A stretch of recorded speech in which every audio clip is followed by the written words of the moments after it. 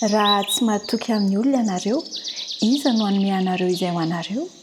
Tsy misy mpanompo mahay manompo tompo roa, fa na hankahala ny anankiray izy, na ho tia ny anankiray, na hikambana amin'ny anankiray, na hanamavo ny anankiray.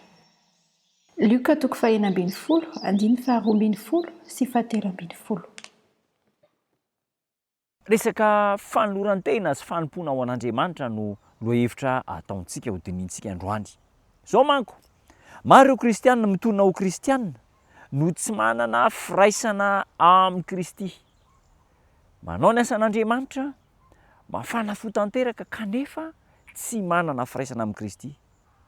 Ny fiainany andavanandro, jerentsika tsara, ny fiainana andavanandro sy ny toe-tsainy dia maneho fa tsy ao anatiny Jesosy Kristy.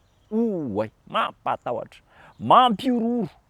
Rehefa mivavaka zany dia mafana fo, kanefa eo amin'ny fiainana andavanandro mifanohitra tanteraka amin'ny toe-tsain'i Kristy. Moa ve tsy hitantsika naizanaiza zany toe-javatra izany, mitranga zany, ary indraindray aza dia isika mihitsy, izao mihitsy ianao, itsika rehetra tratrany izany toe-javatra izany. Tsy azo iantoerana ireny olona ireny ary mamitaka eo amin'ny asan'Andriamanitra.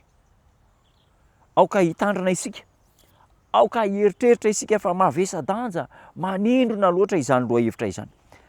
Manao izay ampihena ny fanompona izy ireo ho amin'ny ezaka kely indrindra, etsy ankilany anefa dia ny karama ambony indrindra no takiny. Mampieritreritra, mahalasa saina, mampitandrina antsika.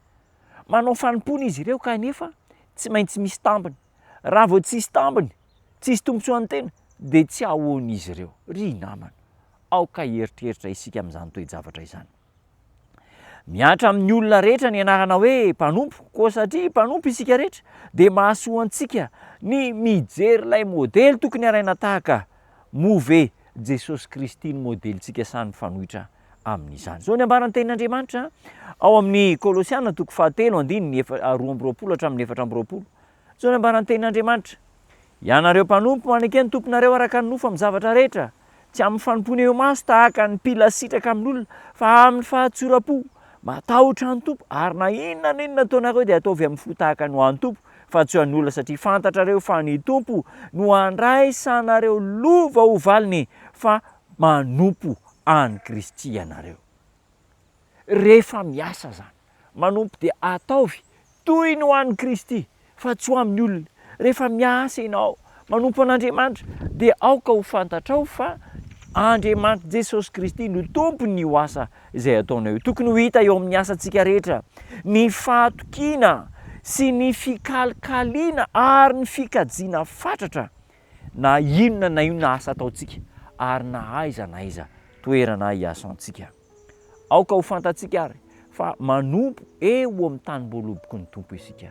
Zao ary ny tsoakevitra amin'ity fiaonantsika ity: na ao am-piangonana, na any an-tokantrano, na any am-piasana, na any an-dalana, ny fitondran-tenantsika dia tokony aneo mandrakariva fa manompo an'i Kristy isika. Ho tafatoetra amintsika izany afatra izany, ho raisitsika amin'ny mpitiavana dia hivavaka isika.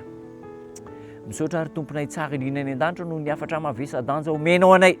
Impirimpiry izay no manala barakanao amin'ny fiainana andavanandro, kanefa miseho zanakao amin'ny fotoana sasansasany. Ifonana izany.